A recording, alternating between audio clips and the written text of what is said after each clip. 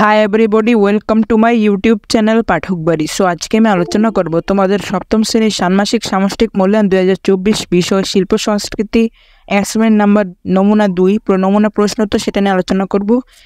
So তোমরা যদি আমাদের ইউটিউব চ্যানেলে নতুন হয়ে থাকো আমাদের ইউটিউব চ্যানেলটি সাবস্ক্রাইব করবে এবং পাশে থাকা বেল আইকনটি প্রেস করে দিবা। সো শুরু করছি। প্রশ্ন 1, কবি রমেশ শীল ও তার শিল্পকর্ম সম্পর্কে লিখো। উত্তর, রমেশ শীল সম্পর্কে আমি উইকিপিডিয়া ও বাংলা চিরতাভিমান থেকে যে সকল তথ্য জানতে পারি তা হলো রমেশ শীল 1877 থেকে 1967 ছোটবেলা থেকেই সঙ্গীতের প্রতি অনুরক্ত ছিলেন। কবিগান শুনলে আকুল হয়ে উঠতেন। এক আকুলতে তাকে কবিয়াল করে তোলে। তিনি হিন্দু মুসলমানের সেতুবদ্ধ হিসেবে খ্যাত। মাইজ ভান্ডারের পীরের শিষ্যত্ব গ্রহণ করেন। মাইজ ভান্ডারের গানকে জনপ্রিয় করার কর্তৃত্ব তাকে দেওয়া হয়। অসহযোগ ও খেলাফত আন্দোলন, 1922 বিখ্যাত রেল, ধর্মঘট, চট্টগ্রাম অস্ত্রাগার লুণ্ঠন, সূর্য সেন প্রীতিলতার বীরত্বপূর্ণ আত্মভূতি প্রভৃতি ঘটনা ছাড়াও দুর্ভিক্ষ, মজুতদার ও কালো বাজারিদের বিরুদ্ধে সকল প্রকার শোষণের বিরুদ্ধে এবং কৃষক শ্রমিকদের সংঘবদ্ধ করার সংগ্রামী তার কবিগান ছিল আগ্রহী। ভাষা আন্দোলনের স্বেচ্ছার প্রবক্তা। 1954 কারাবরণ করতে তিনি বহু সাহিত্য ও সংস্কৃতি সম্মেলনে অংশগ্রহণ করেন। তার রচিত কয়েকটি গানের গ্রামোফোন রেকর্ড প্রকাশিত হয়েছে। 1962 বুলবুল ললিতকলা একাডেমি কর্তৃক শ্রেষ্ঠ লোককবি সম্মানে ভূষিত হন। বাংলা একাডেমি তার রচনাবলী প্রকাশ করেছে। 2, শিল্পী কামরুল হাসান ও তার শিল্পকর্ম সম্পর্কে লিখো। উত্তর, আমি আমার পাঠ্যপুস্তকে সাহসী শিল্পী কামরুল হাসান সম্পর্কে যতটুকু জানতে পেরেছি এবং শিক্ষকের কাছ থেকে ও ইন্টারনেট থেকে যতটুকু জানতে পেরেছি তা নিচে তুলে ধরেছি। কামরুল হাসানের প্রকৃত নাম আবু শরাফ মোহাম্মদ কামরুল হাসান। 1981 থেকে 1988 তিনি নিজেকে পটুয়া বলে পরিচয় দিতে ভালোবাসতেন। তিনি 1947 সালে স্নাতক ডিগ্রি সম্পন্ন করেন। এ সময় তিনি বয়স্করা শরীরচর্চা, ব্রতচারী আন্দোলন, শিশু সংগঠন, মণিমেলা, মুকুল ফৌজি ইত্যাদি কর্মকাণ্ডে যুক্ত ছিলেন। দেশ বিভাগের পর কামরুল হাসান ঢাকায় চলে আসেন এবং শিল্পাচার্য জয়নুল আবেদিনের সঙ্গে মিলে প্রতিষ্ঠা করেন আর্ট গ্রুপ। তিনি বাংলাদেশের স্বাধীনতা ও অসহযোগ আন্দোলনের সাথে যুক্ত ছিলেন।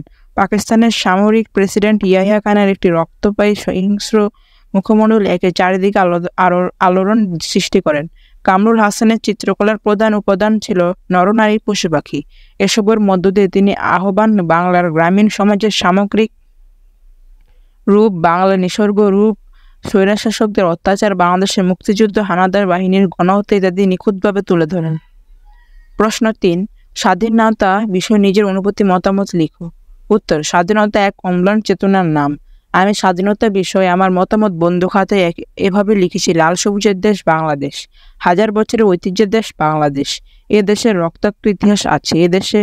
এই ইতিহাস স্বাধীনতার ইতিহাস। আমাদের স্বাধীন মুক্তিযুদ্ধের স্বর্ণোজ্জ্বল ইতিহাস। বিশ্ব মানচিত্রে বাংলাদেশ একটি স্বাধীন সার্বভৌম দেশ। আজ আমরা স্বাধীন দেশের নাগরিক। বাংলাদেশ আমাদের প্রিয় মাতৃভূমি। তবে এই স্বাধীনতা সহজভাবে আসেনি। 1971 সালে এক ভয়াবহ মুক্তিযুদ্ধের ভেতর দিয়ে আমাদের স্বাধীনতা এসেছে। এ সময় সকল শ্রেণী পেশার মানুষ তাদের নিজ নিজ ক্ষেত্র থেকে স্বাধীনতা যুদ্ধে অবদান রেখেছেন। শিল্পী এঁকেছেন বিজয়ের ছবি, গায়ক গেয়েছেন মুক্তির গান, কবিরা লিখেছেন স্বাধীনতার অমর পুক্তি, আর বাংলার সকল অবাল বৃদ্ধ বনিতা ঝাঁপিয়ে পড়েছিল মুক্তির লড়াইয়ে। ধর্ম, বর্ণ, গোত্র সব মিশে একাকার হয়ে গিয়েছিল। তখন সকলের চোখে ছিল একটি স্বাধীন বাংলাদেশের স্বপ্ন। তাই বাঙালি অকুতোভয় চিত্তে এগিয়ে গেছে। বীরদর্প ছিনিয়ে এনেছে স্বাধীনতা। সেজন্য অবশ্য লক্ষ্য প্রাণকে আত্মহুতি দিতে হয়েছে। দীর্ঘ 9 মাস ধরে এক রক্তক্ষয়ী যুদ্ধের মধ্য দিয়ে আমরা অর্জন করি কাঙ্ক্ষিত স্বাধীনতা। পৃথিবীর কোনো জাতি এত কম সময়ে স্বাধীনতা লাভ করেনি। দেখো 4 নাম্বার, তোমার দেশকে নিয়ে নিজের ভাষায় একটি কবিতা রচনা করো। সে উত্তরটা দেখো। শিক্ষকের নির্দেশনা অনুযায়ী নিচে আমার উচিত একটি কবিতা দেওয়া হলো, অনুরূপ তোমরাও গল্প রচনাও লিখতে পারো। সো দেখো, স্বদেশ প্রেম লিখেছে আব্দুর রহমান।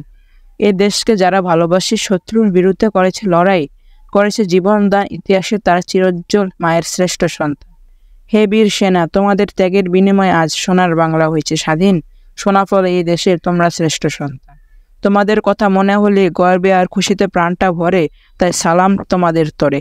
সো আশা করি তোমরা বুঝতে পেরেছো। সো এইসব ভিডিও পেতে তোমাদের অবশ্যই আমাদের চ্যানেলটি সাবস্ক্রাইব করে রাখতে হবে এবং পাশে থাকা বেল আইকনটি প্রেস করে দিতে হবে। সো আজকে পর্যন্ত তোমরা ভালো থেকো, সুস্থ থেকো। আসসালামু আলাইকুম ওয়া রাহমাতুল্লাহি ওয়া বারাকাতুহু।